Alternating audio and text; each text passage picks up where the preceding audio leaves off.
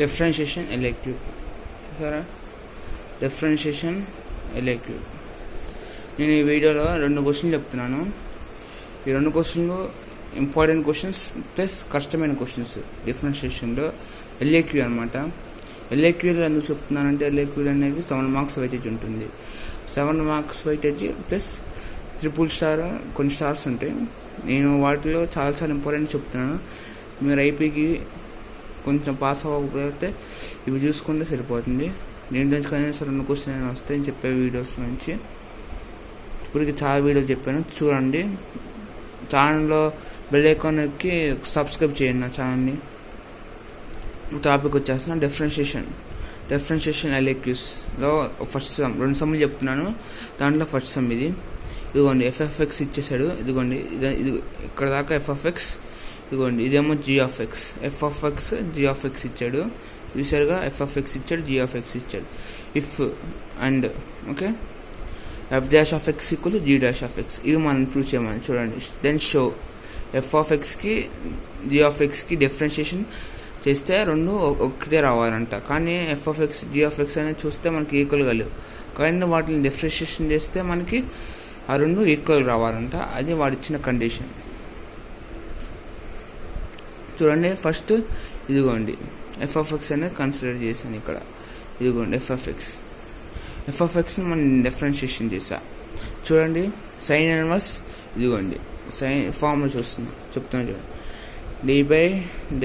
dx of sin inverse x equal to 1/√1 minus x square formula.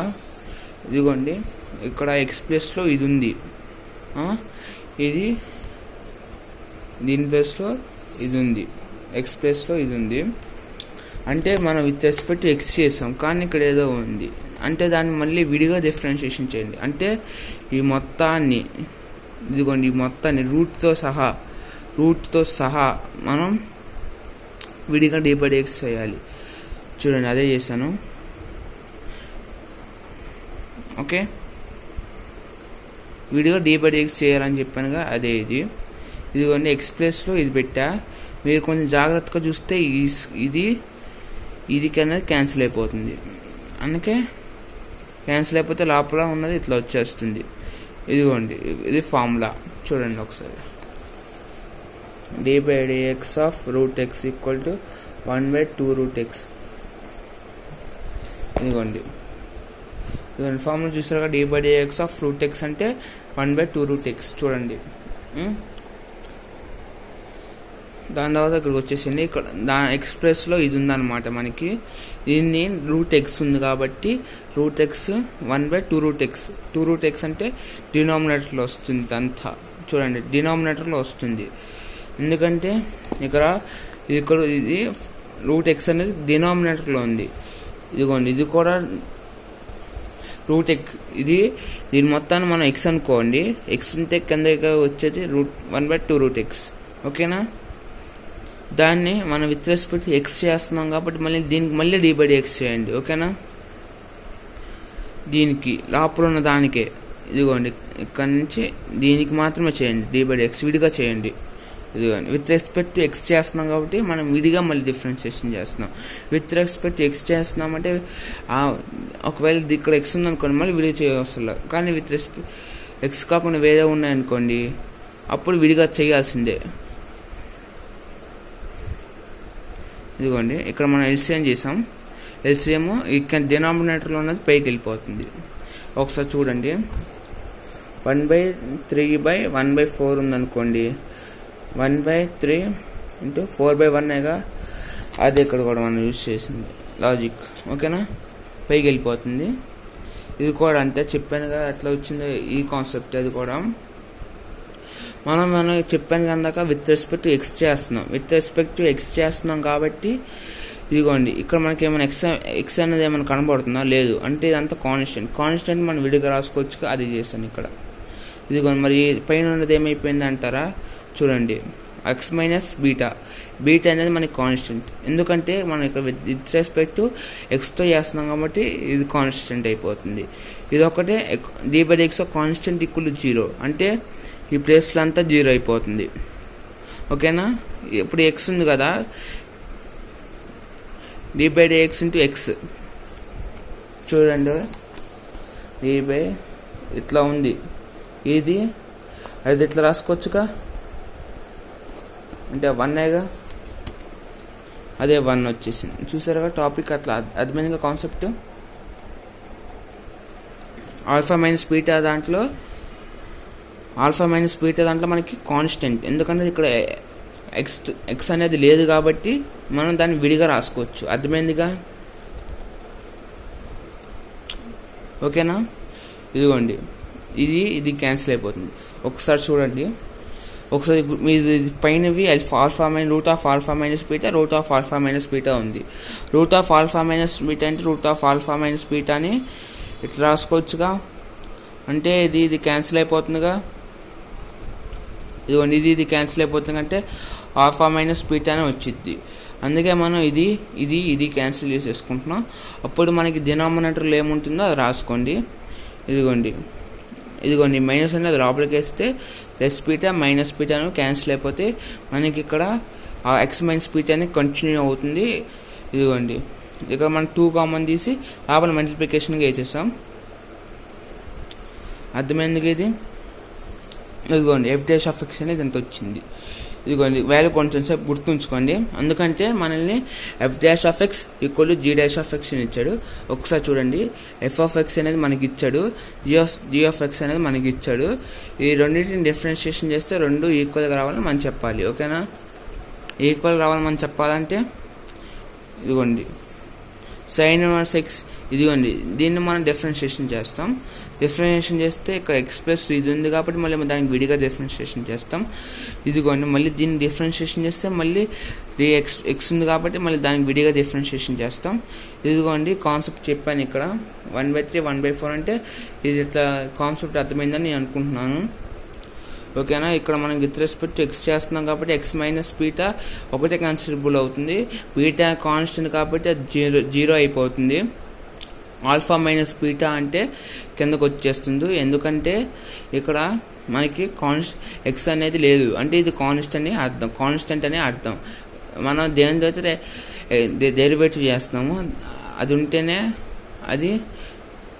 అప్పుడే మనకి differentiation formulas అని applicable అవుతాయి. లేకపోతే దాన్ని కాన్స్టెంట్ అంటే ఎక్స్ బదులు వేరే ఏమైనా వచ్చినా కూడా అది మన కాన్స్టెంట్స్ కింద మనం లెక్క వేసుకుంటాం. ఓకేగా, మనం కంటిన్యూ చేసుకున్నాం. ఇదేమో మల్టిప్లికేషన్ అయిపోతుంది. ఆల్ఫా మైనస్ ఎక్స్ ఉంటుంది కాబట్టి మనకి f'(x) అనేది అర్థమయ్యిందిగా.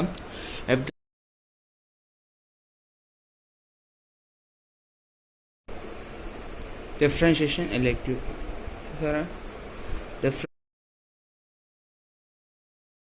g'(x) అనుకుంటున్నాం. g(x) అనేది వాడు ఇచ్చేసాడు గివెన్. దీన్ని మనం డిఫరెన్షియేషన్ చేస్తున్నాం. చూడండి, డిఫరెన్షియేషన్ విత్ రెస్పెక్ట్ టు ఎక్స్తో మనం డిఫరెన్షియేషన్ చేస్తున్నాం. చూడండి, చెప్పానుగా ఈ టాపిక్ అందాక వచ్చిన దాంట్లోనే, కానీ కొంచెం డిఫరెంట్ దానికంటే. ఎందుకంటే ఇక్కడ X minus beta alpha minus X ఉంది, అందాక కింద దాంట్లో కాన్స్టెంట్. ఎందుకంటే కింద దాంట్లో మనకి ఎక్స్ అనేది లేదు, అందుకే కింద కాన్స్టెంట్ అయిపోయింది. పైనది అట్లా అవ్వదు ఇక్కడ, అంతే. దానికి తింటాడా దాన్ని బట్టి ఇక్కడ మనం u/v ఫార్ములా యూజ్ చేస్తాం. మీకు అంత డౌట్ అనుకుంటే మాత్రం మీరు అందాక చేశారు కదా f(x), మీకు కొంచెం మీ కాన్సెప్ట్ అర్థం అవ్వకపోయినా మీకేం పర్వాలా, ఎందుకంటే మీరు దీన్ని u/v చేసుకున్నా కూడా ఇదే వచ్చింది. ఓకేనా, మీరేం కంగారు పడవసలా.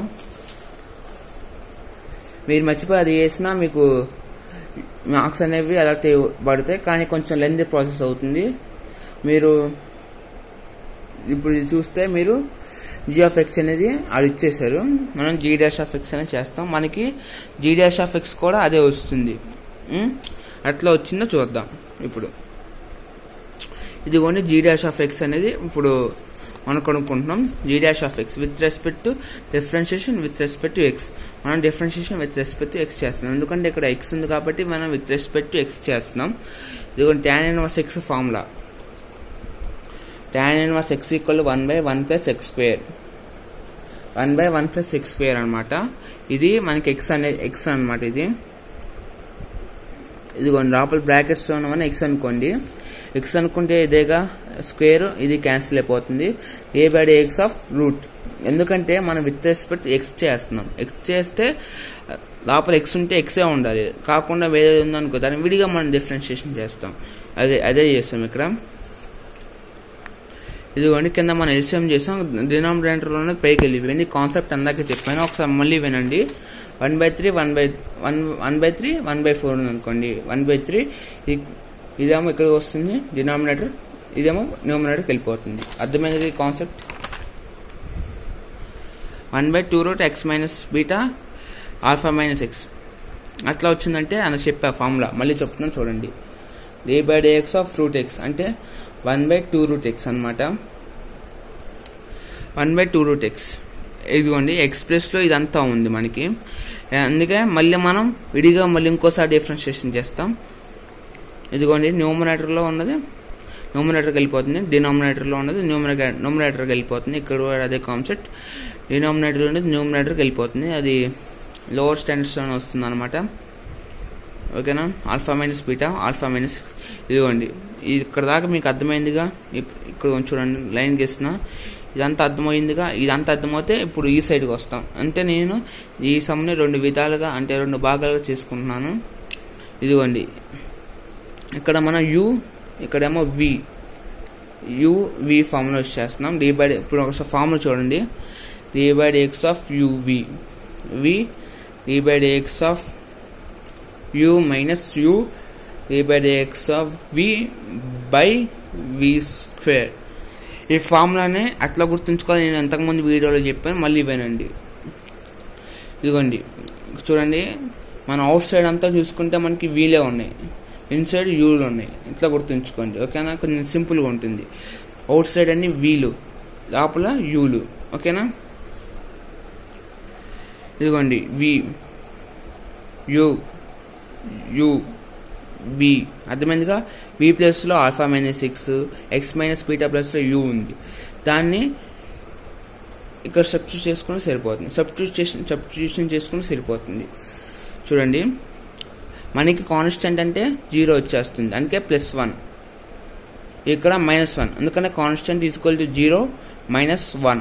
d/x ఆఫ్ ఇంటూ ఎక్స్ అంటే 1ఏగా, ఎందుకంటే ఇది క్యాన్సిల్ అయిపోతుంది కాబట్టి. అది అర్థమైందిగా concept. d/x of u/v, sorry ఇక్కడ u, ఇది v. అర్థమైందిగా. u/v ఫార్ములా, uv కాదు, u/v తప్పు కాన్సెప్ట్, తప్పు చెప్పాను. ఇదిగోండి అవుట్ సైడ్ అన్ని వీలు వచ్చినాయి, లోపల ఒకటే యూలు వచ్చినాయి. u/v ఫార్ములా అది కొంచెం ఈజీగా గుర్తుంచుకోవచ్చు. మైనస్ అనేది లోపలికి వస్తుంది, ఎందుకంటే ఇక్కడ వేసేస్తే ప్లస్ అయిపోతుంది. x - beta alpha - x, x - beta alpha - x - beta అదే వచ్చేస్తుంది మనకి. ఇది అనేది క్యాన్సిల్ అయిపోతాయి. ఇదిగోండి మనం ఆల్ఫా - x హోల్ స్క్వేర్ ఉంది కదా, alpha - x into alpha - x రాసుకోవచ్చు, దాన్ని అర్థం చేస్తాం. ఇది మనం క్యాన్సిల్ చేసుకోవచ్చు. ఇదిగోండి ఇది రూట్ టర్మ్స్ క్యాన్సిల్ అయ్యింది. అర్థమైంది కాన్సెప్ట్. చెప్తున్నాను మళ్ళీ ఒకసారి కూడా చెప్తున్నాను వినండి. √x/x ఉంది అనుకోండి, ఒకవేళ x into 1/√x into √x రాసుకోవచ్చుగా, అట్లాగంటారా. చూడండి ఒకసారి 1/√x ఉంది ఇక్కడ, √x హోల్ స్క్వేర్ అనుకోండి, √x 1/x. ఓకేనా. అప్పుడు ఇది అట్లా ఉంచండి. అంటే ఏముంది ఇక్కడ, ఇంకా √x మిగిలిపోయింది. అర్థమైంది కాన్సెప్ట్. చాలా వివరంగా చెప్పాను, ఒకసారి చూసుకోండి కావాలంటే. This is the one of the toughest some in differentiation. Second ఆర్డర్లో ఒక సమ్ చెప్పాను నేను, ఆ సమ్ కూడా చాలా కష్టమైన సమ్. అది కూడా ఒకసారి చూడండి మీరు. అది కూడా చాలా సింపుల్గా చెప్పాను. ఓకేనా. ఇదిగోండి ఆల్ఫా - బీటా ఇక్కడ వచ్చేసింది. Alpha - beta cancel. ఇదిగోండి ఇది 1/2√x - beta alpha - x g'(x) equal f'(x). మనం ఇక్కడ మైనస్ కామన్ చేస్తే అదే వస్తుంది చూడండి.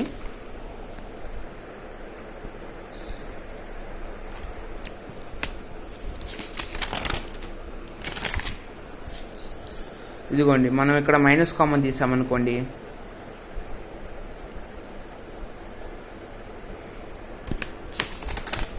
Alpha minus X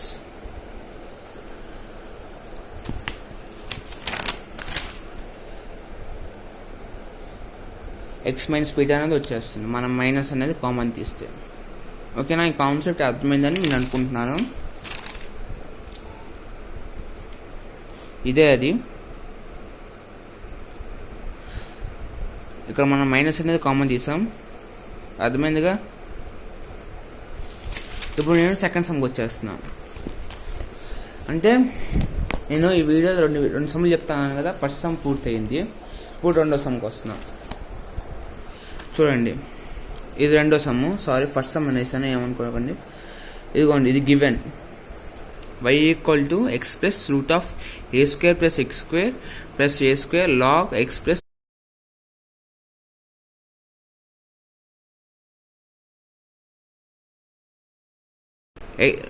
root of a square plus x square then dy by dx equal to 2 root a square plus x square.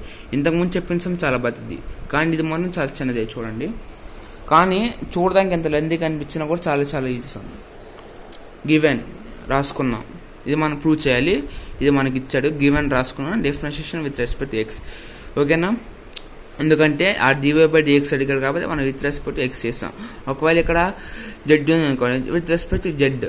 Why అనుకోండి, why, ఎందుకంటే why అడుగుడు, ఎందుకంటే 1 అయిపోతుంది కాబట్టి.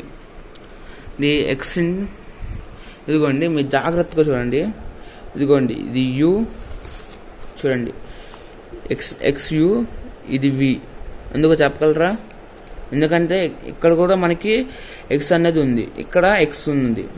ఎక్స్ ఉంటే మనం విత్ రెస్పెక్ట్ ఎక్స్ చేస్తున్నాం, విత్ రెస్పెక్ట్ ఎక్స్ చేస్తున్నాం కాబట్టి ఇది యూ వి ఫార్ములా యూస్ చేయాలి. అందుకు నేను సారీ అది యూవి ఫార్ములా అని చెప్పేశాను. యూవి ఫార్ములా చూడండి, v d by d x of u plus u d by d x of we.